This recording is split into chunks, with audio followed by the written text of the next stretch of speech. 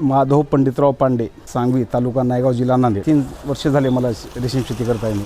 अनुदान आहे सरकारचं, पण ते कसं आहे, रोजगार हमीमध्ये असल्यामुळं ते अनुदान कोणी कधी आलंच नाही. आमचे शेडचे बिल 4 वर्ष झाले पेंडिंगमध्ये आहे. आम्ही कलेक्टर साहेबाला विनंती केलो, ज्यावेळेस माझा सत्कार झाला 4 तारखेला कलेक्टर ऑफिसमध्ये कलेक्टरच्या हस्ते, त्यावेळेस आम्ही निवेदन दिले कलेक्टर साहेबाला, बाबा आमचे असे कमी 13 शेतकऱ्याचे पेंडिंग बिल आहेत, तुम्ही तहसीलदारला सांगा म्हणून. कलेक्टर साहेबानं ते प्रस्ताव घेतले.